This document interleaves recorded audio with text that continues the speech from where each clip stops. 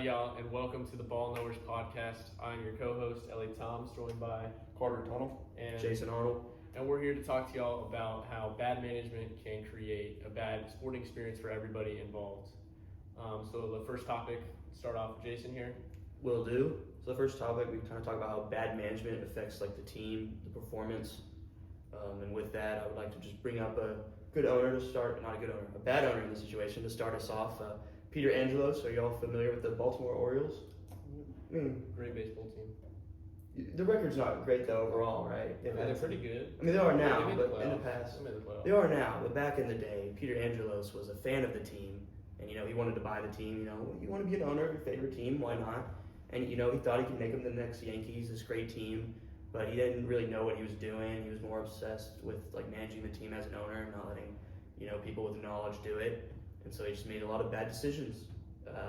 Just to list some real quick, he just could not hold prospects. He could just not develop them. They got prospects, but they didn't develop them. The staff was always changing, and he signed bad free agents and stuff like that. But I just wanted to ask, y'all know a lot about sports. Can you think of some other owners, GMs that might have ruined the team's like performance with their decisions? Yeah, I feel like owners and GMs can both do it, and sometimes it's together, sometimes a little separate. I feel like an example of together. Oh, Carter, I feel like you kind of know an example of together, like the Jones family. Yeah, I mean, as a Cowboys fan, it's been a rough life for many years, and Jerry Jones is about the epitome of what you do not want in an owner. Specifically with, we used to have head coach Jason Garrett. We had him for several years, and it started out great and ended off not so great. And the biggest reason in how Jerry Jones does not act how he should as an owner is he gets very close to his peers. He gets very close to coaches. He gets very close to players. And that's just my personal opinion. Other people may feel differently. But with Jason Garrett, there was a time several years before he was officially fired that all of the Cowboys fan base knew, hey, it's time for you to go. But Jerry got really close with him and really close to his family. And whenever you kind of take away the boss aspect of a manager and you get too close with your peers, it makes it harder to let them go, even when that's what's best for the organization as a whole. Well, I mean, now you got Schottenheimer, so Jason Garrett might have been better. Yeah, I might want Jason back. But I mean, would you say though, like having an owner who's more emotional for his team, his players, is that you saying that's a bad thing? You're saying you'd rather your owner be sort of like business oriented all the time? Because I feel like that's another thing that can lead to problems. Yeah, so I mean, there's definitely a level of it that is needed. Like you don't want just a like stone cold owner that doesn't care about anything and just cares about money. Like I think having those relationships and becoming close are important, but you can't stray away from that and forget that at the end of the day, this is a business that you're having to run. This is an organization that you're having to run. And, like one day if I was a coach, I'm not going to hire my best friend to be an offensive coordinator. You know what I'm saying? And, building those relationships is important, but at the end of the day, like I said, it is a business and things have to be operated that way. Yeah, I mean, like, I'm a huge Liverpool fan. You can tell by the hat. But, I don't know if you'll know much about the structure of, like, European soccer or anything like that. But so Liverpool is a team in England, right? And we have, we're owned by the Boston, or the Fenway Sports Group, which owns, the Red Sox and, some other teams here and there. But and the way soccer works is like the owners give the club a budget basically to spend on players and personnel and that kind of thing, right? And so teams like Manchester City, who are owned by like Saudi Arabian oil billionaires, just get more money to spend than some other clubs, right? And then Liverpool obviously gets more money to spend than some of your like lower tier clubs, but like sometimes like as a Liverpool fan, like I want my club to have as much money to spend on these players all the time because like I get tired of losing out on players, because we just, we can't sign them because we don't have the money, because we can't outbid these other clubs who are willing to spend more, even if we might be better than them. So that's the difference between Liverpool and the Cowboys. The Cowboys have the money, they just pay the wrong players. Yeah, but I mean, that's a whole different thing because like the Cowboys have a salary cap. Like in European soccer, like there is no salary cap. Mm-hmm. So like there's some governing bodies that regulate how much money you spend, and like you can get transfer banned. Because you spend too much money. It happened to Chelsea a few years ago. But yeah, it's just like I feel like I mean as a Liverpool fan, FSG like we're always wanting them to pour more money into our club, and they just don't do it. And so it's like a lot of times, like if you asked every Liverpool fan, I guarantee the majority of them would say they would rather have a different owner than the Fenway Sports Group, just because like we want somebody who's want to get put in a lot of money to the team and like let us buy new players every year, because like we almost lost out on Van Dijk and Salah this year. Trent is probably leaving Real Madrid for more money because we're not going to offer him £800,000 a week in his contract, but like they will. So it's like if a club is willing to pay a player more money, even if the club might be in a worse position than you, the player might still go. And so it's like to have the money to be able to retain our good players and to bring in good players and continue to stay good is like what we want as fans. And so like I would like an owner that would do that. So I feel like that's another example of like how an owner can just kind of derail a team, or at least like not help a team progress if they're not putting in enough money into the team, or sometimes they put in too much money and they oversaturate the team. And so there's a fine line in that, but it's just owners can sometimes be too hands on, too hands off, or just not in it at all. And that's so there's a bunch of different ways that owners can affect how a team operates and how fans experience and players and everything like that. For It's sure. very well said. We can always come back to this, but I was just going to move us to the next topic. And as we were kind of talking about, owners can be bad, hurting the team performance, but sports at the end of the day is also an entertainment. You want to help like be good for the fans and all that. And I want to talk about how bad owners also like affect like fan experience. And a good example is Dan Snyder. You all know about Dan Snyder.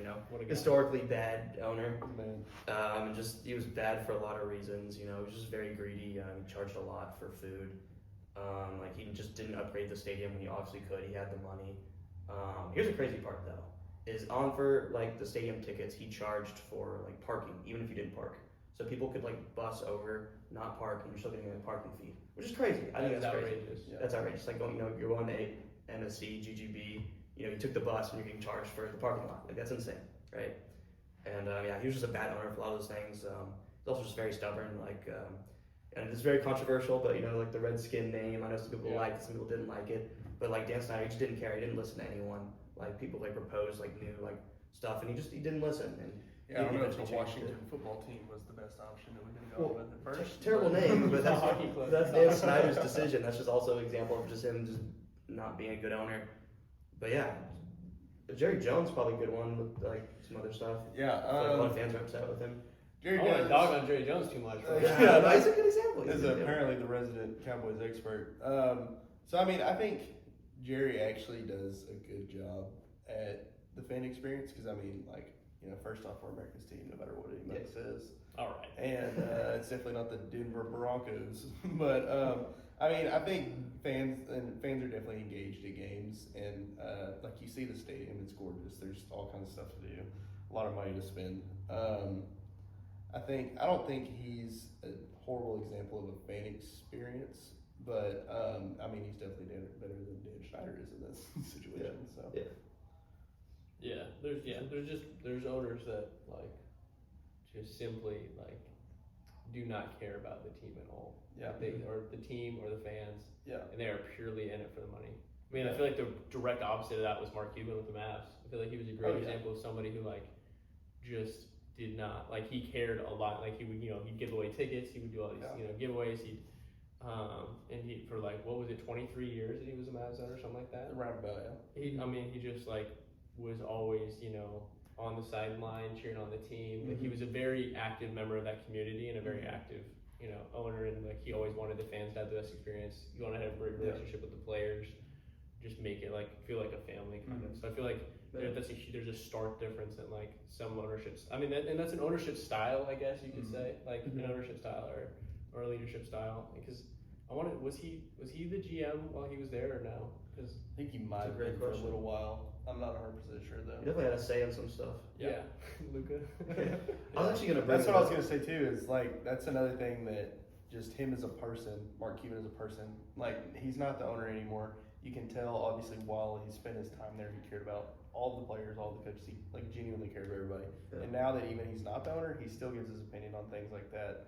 Now he doesn't have a say. Because like he just cares But about he just you can tell he cares because I mean we all saw his reaction whenever they traded Luka. He said this is the stupidest thing we've ever seen. Yeah, but I mean, like Jason said all the way like earlier though, like Peter Angelos, like he cared about the Orioles. Yeah. Yeah, Like he cared a lot. He was a fan. Like Yeah. he cared a lot, but like he just didn't make the right decision. So I feel like sometimes you can care about the team a lot, and you can make the wrong decision. Sometimes you can care about the team a lot, and it's just kind of like Yeah. I feel like it's kind of luck at the draw.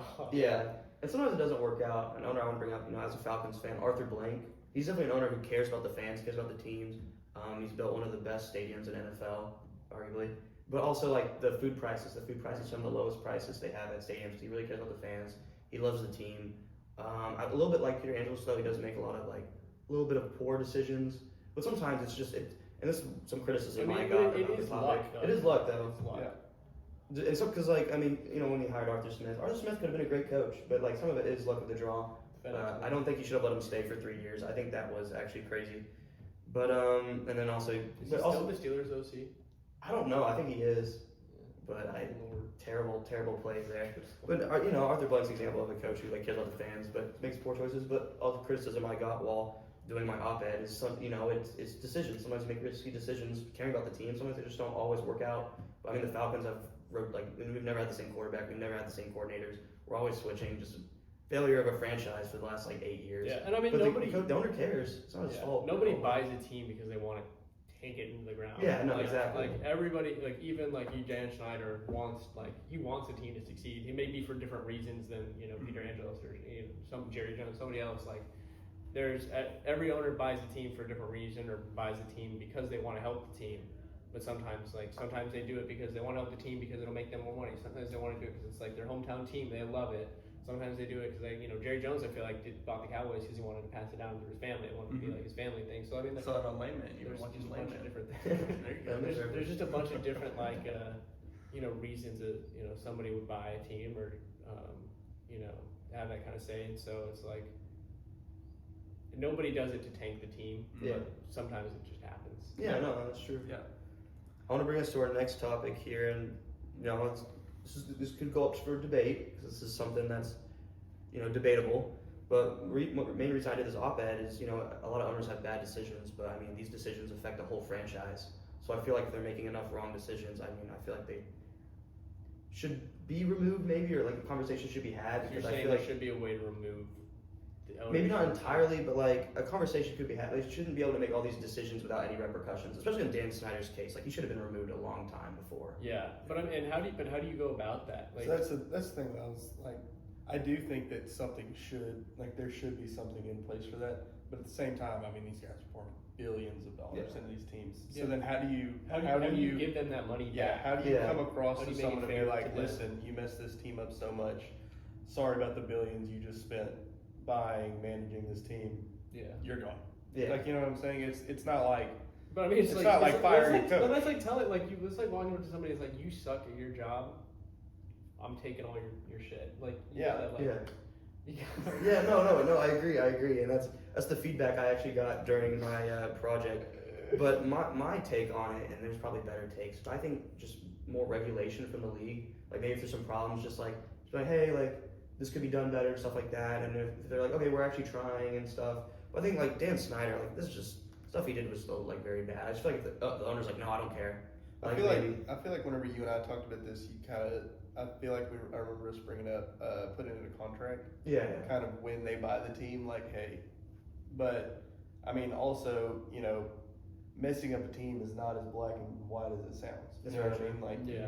it's, Exactly. I feel like it's definitely difficult. I think that there should be something. Well, it takes. I am not the brain. It to takes just an go owner. and It do the takes a one that GM. It Yeah. takes a coach. It takes players. Like at the end of the day, the players are the ones playing on the field, right? Yeah. So your players probably suck, right? Yeah. Yeah. Your coach is coaching the players. He might suck. He might be great, but he might Yeah. suck. Yeah. Your GM might have made some terrible drafts, some terrible trades. Mm-hmm. So how do you decide that the owner, the highest guy out of those, that line, how do you Yeah. decide that that's the guy that's got to go? Yeah. Right? Yeah. No, I agree. I think it's just so subjective that you can't really. You can't put it into writing. how 'Cause, to like, do it, It's kind of us as fans when we're watching something like Dan Snyder and stuff like that happen. We can realize that's on him. Like we can see that, but there's not a definitive, concrete way Mm-hmm. to put that into legislation, order, contract, whatever. Yeah. Yeah. to be able to be like, listen, it's you. But then he's like, well, yeah, I mean, you can turn around. Well, it's the GM, it's the head coach, it's the players, it's the coordinators, it's whatever. Yeah. And there's just no concrete way to do that. If there was, I'd be all for it. But I Yeah. just, the kind of crappy thing is, it's just going to keep happening So- until. So Jason, how do you think that you like? What would be your end all be all fix to stop owners from being bad or GMs from being bad? How would you stop management from creating a bad sporting experience? Before I answer that, I just want to add on, that was actually like my number one problem when I was doing this, because I thought it was a topic that was very interesting. We've had a lot of bad owners, but it's, like you said, it's very hard to just remove someone from that position. They put all that effort, and it's not black and white, like how do you tell there's a bad owner and all that stuff. And I will say, I think as I've done this project, I've kind of realized like this probably wouldn't be like an often thing, a frequent thing. It'd probably just be a system in place to stop an owner from Dan Snyder. Because most owners are good, and even if they're not great owners, like I mostly mentioned Peter Angelos just because like his team was bad, but at the end of the day, do you remove him? He cared about the team. He just made bad decisions. But as I kind of talked about, my action would just be maybe the league just checking in on him and stuff, and it probably could go down to more like the fan engagement. Because if they're messing up with the team, they don't want the team to do bad, you know. So I honestly think at the end of the day, that's just like, unless they're just the team's bad for a long time, maybe you're like, all right, let's see what like actually decisions you're making here. But I think it's more on the Dan Snyder case where he's not upgrading like the facilities, like he just doesn't care about the fans. Like so a lot of fans like had lawsuits against the NFL whenever Dan Snyder was doing that stuff, and that was costing the NFL money. So I think at that point you would go to the contract like, all right, like let's have a conversation here, like what's going on. And I think if the owner like actually is like, all right, my bad, and they talk about it, then it's fine. But if it's like they're just not fixing anything, like there are better owner options out there. And this is a franchise that there's a lot of fans of, a lot of workers on, a lot of players depend on their career. So I think the system would be in place. Just if there's a really bad owner, it'd be easier to get him out. But I mean, again, like you said, it's not black and white. It would be very difficult. I think an owner would have to be really, really bad for this to be put in place. But I really like the contract system. Just whenever they buy the team, like there's in the contract, it's like, hey, like you could be removed, but I think it'd be really hard to remove them. I think they would have to be really bad, in my opinion. Yeah, I mean, at that point, you can't get them removed until they do something illegal. So it doesn't get the Dan Snyder place where it's just so bad, in my opinion. Yeah, I mean, I feel like the fix, I guess, and it's not perfect because like there really is no perfect way to do that, right? I feel like the fix would be just to have the NFL have kind of like not eminent domain, like not being able to just take the team like for an allocated price, but just to be able to say like your team is valued. We'll have like Deloitte come in and evaluate your team, right? And your team is worth this much money to the league and to blah blah blah. We're gonna give you 75% of that valuation right now to give the team back to the NFL, and we'll sell it back to somebody else to just completely revamp the ownership. But at that point, does it Or to become a negotiation more than or is that something that you would kind of what we talked about earlier, put it into a contract? It would just be like kind this of is what happens. a straight like a league-wide rule, like the value, a Yeah. percentage of your valuation But would be. then, in your opinion, what gets it to that situation? Like, what are the, I guess, like, I would have to say, Big it would have to points be that- extreme, like you are consistently bad, like multiple decades.